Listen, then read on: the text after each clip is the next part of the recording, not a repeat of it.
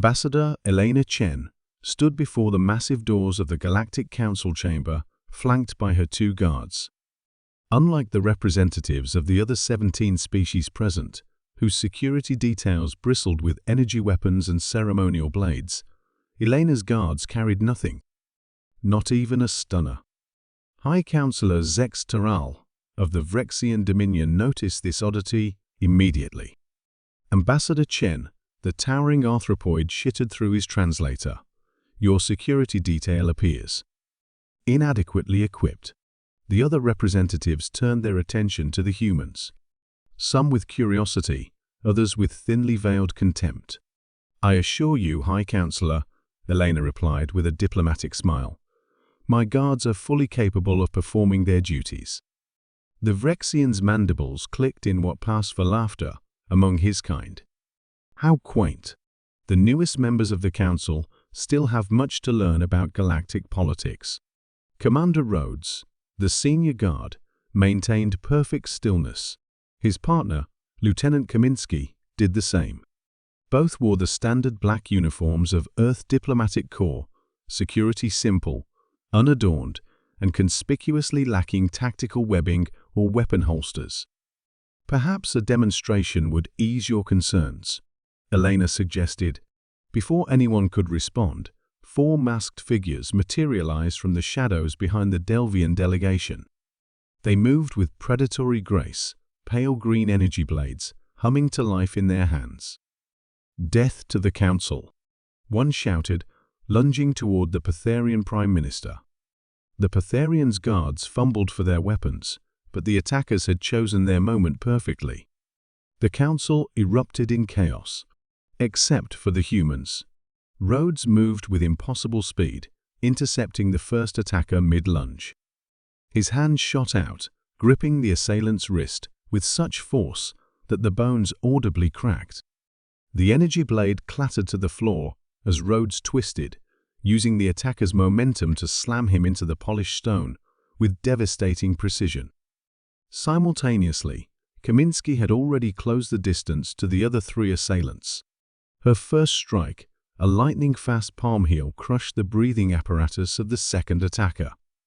As he fell gasping, she pivoted, sweeping the legs from beneath the third, while deflecting an energy blade with her forearm. The counselors watched in shock as the sleeve of her uniform smoldered, but revealed undamaged skin beneath. The fourth attacker backed away, weapon raised defensively. "What are you?" he hissed. Kaminsky didn't answer. She simply closed the distance in 2 fluid steps, neutralizing the threat with clinical efficiency. The entire confrontation had lasted less than 8 seconds. As security forces finally poured into the chamber, Ambassador Chen calmly straightened her jacket. "My apologies for the disturbance, counselors," she said to the stunned assembly. "I believe we were about to begin discussions on the Orion trade agreement." Later, in a private antechamber, High Counselor Zex Taral approached Elena.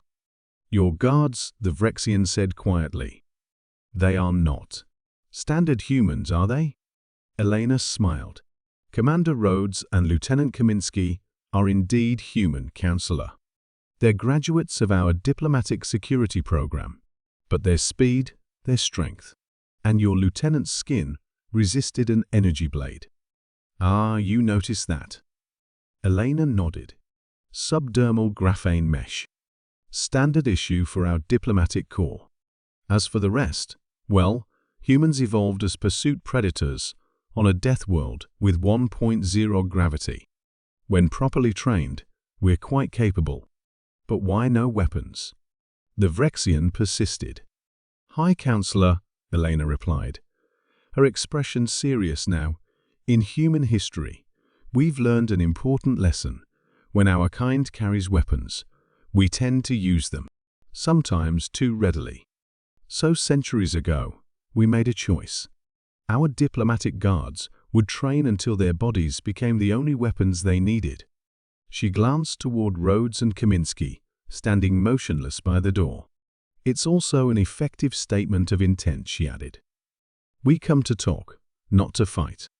But make no mistake, her voice dropped to a near whisper, if fighting becomes necessary, we don't need weapons to finish it. As the Vrexian processed this, Elena smiled once more. Now, shall we rejoin the Council? I believe humanity has much to contribute to today's discussions. Word spread quickly through the galactic community. The soft-looking bipeds from Earth were far more dangerous than they appeared, and they had joined the Galactic Council not out of weakness, but out of choice. The unarmed human guards became the most feared security detail in the galaxy.